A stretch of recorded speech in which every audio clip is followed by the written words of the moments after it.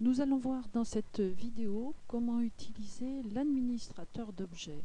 L'administrateur d'objets qui se situe ici et qui est fermé là sur mon écran, je peux l'ouvrir en cliquant ici et je vois apparaître des renseignements concernant mon dessin, mon motif.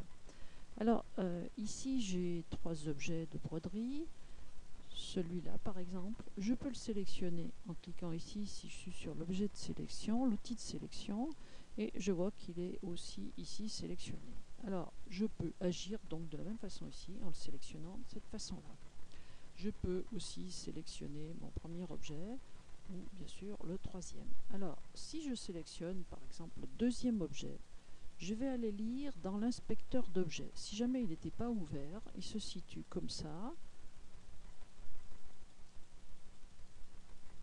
Voilà. Et à ce moment-là, vous pouvez avoir accédé ici pour voir différents renseignements. Il peut se présenter aussi, vous voyez que l'affichage peut être très différent. Si je reviens ici, il m'affiche que certains renseignements. Donc j'en ai plus ou moins. Et en plus, je peux modifier, selon ce que j'ai, je peux modifier l'importance relative des différentes choses. Alors par exemple, pour cette zone que j'ai choisie comme une zone modèle, je vois ici réapparaître le fait que j'ai créé une zone modèle. Si je veux modifier, je peux intervenir ici, nous le verrons dans le détail. Il m'indique la couleur et m'indique le modèle que j'ai utilisé, la densité, ici 5 lignes au millimètre, si j'ai une bordure ou non, et tout un tas de renseignements qu'il est exclu d'énumérer brièvement. On verra petit à petit comment les utiliser. Vous voyez qu'ici, il y a des renseignements qui concernent l'ajustement et la compensation de la surface, des effets éventuels de points et des connexions et fonctions. Par exemple ici, c'est les points d'arrêt automatiques.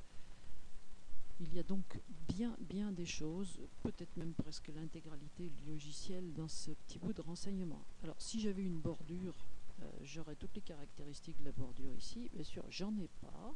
Donc ici, si je voulais en rajouter une, je modifierais ici.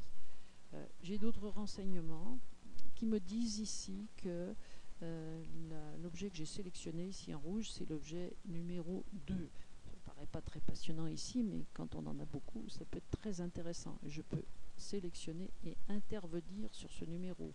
Si je voulais faire broder cette surface en objet 1 par exemple, eh bien je peux enregistrer, modifier 1 et le faire enregistrer. Vous voyez que c'était modifié ici. Voilà pour cet administrateur d'objets que je peux de nouveau faire disparaître, ce qui a le grand mérite bien sûr de me donner plus de surface pour travailler. Remarquons ici l'objet style qui nous permet d'accéder à la galerie des styles. Je me garderai bien d'expliquer dans le détail de quoi il s'agit. Il s'agit de quelque chose de très intéressant mais beaucoup trop long ici pour pouvoir l'exposer. Remarquons ici encore l'onglet dessin qui nous permet d'ouvrir un fichier créé par SEU, un fichier de dessin comme le nom l'indique, c'est-à-dire un fichier ici en format DSG qui donc ne va pas directement sur votre machine. Alors je peux faire glisser ce dessin ici et l'utiliser à l'intérieur du motif que j'ai là. Ici je vais avoir accès au fichier image, donc à mes dossiers, et puis au fichier image que je peux avoir. Ici, je vais avoir accès à un certain nombre de motifs qui sont donnés dans SEU. Il y a différentes catégories.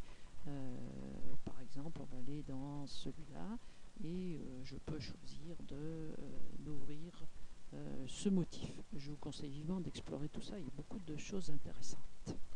Voilà pour aujourd'hui. Au revoir.